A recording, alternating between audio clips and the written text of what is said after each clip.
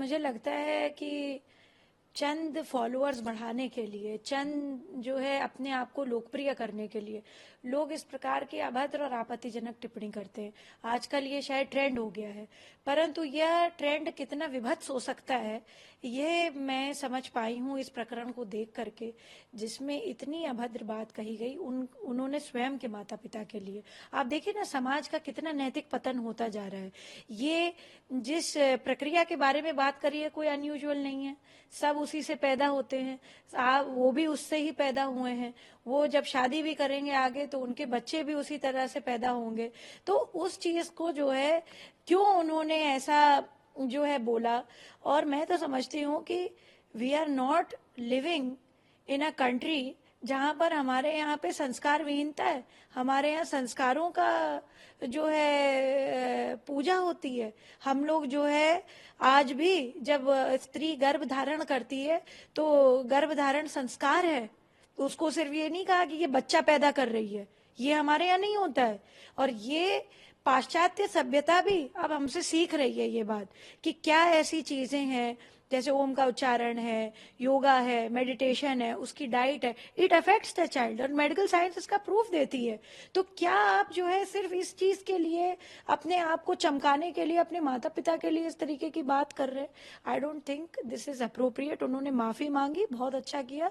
मैं तो भारत सरकार से अपेक्षा करती हूँ इस प्रकार के यूट्यूबर्स को इस अपना लाइसेंस ही ना दे, यूट्यूब को लिख करके भेजे कि ये लोगों को बैन करें, क्योंकि समाज में आज चलिए अच्छा ही हुआ कि इनकी सोच परिलक्षित हो गई सबके सामने।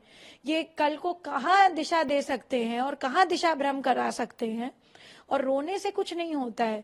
आप कहते हैं ना, टेलर जो है measures only measures twice and cuts once, ये बड़ी पॉपुलर सेइंग है। आप दो टेलर कोई भी होता है, टेलर का मतलब है कोई भी व्यक्ति अपनी बात जब कहेगा तो उसको 2 बार 3 बार समझेगा, एनालाइज करेगा, तब हम बोलते हैं।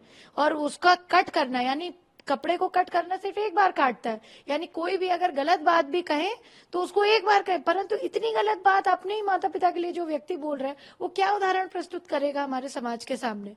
तो हमें ये बात देखनी पड़ेगी कि हम कहाँ पर खड़े हैं, कहाँ पर हम हैं, क्या व्यवस्था, क्या चिंता, क्या चिंतन में हम हैं, क्या संस्कार हमारे भारत के हैं। और ये भारत नहीं है, ये आदरणीय प्रधानमंत्री जी का 2050 का भारत नहीं है। ये युवा अगर इस तरीके का हो रहा है तो हमें उसको ठीक करना पड़ेगा। वो चाहे हमें जो है, वो कहते नहीं सटे साठे हम समाज रहे, तो यानी अगर सट के साथ सटता जरूरी है, फिर उसको हमें लाइसेंस कैंसिल करना चाहिए। और हमें ये बात के लिए भारत सरकार की प्रतिबद्धता होनी चाहिए। जो पुलिस ने एक्शन किया है, कमेंट कि भाई बड़ा अच्छा काम किया, आई सैल्यूट द पुलिस कि उन्होंने एक अच्छा स्टेप लिया। जिन लोगों ने इसके पीछे बहुत सारी रिपोर्ट दर्ज करी हैं उनको भी मेरा नमन है कि आपने भारत की संस्कृति सभ्यता को बचाने के लिए अपने से हट करके ऊपर सोचा। अमर उजाला जीवांजलि के सारथी की मदद लें और महाकुंभ में स्नान जरूर करें।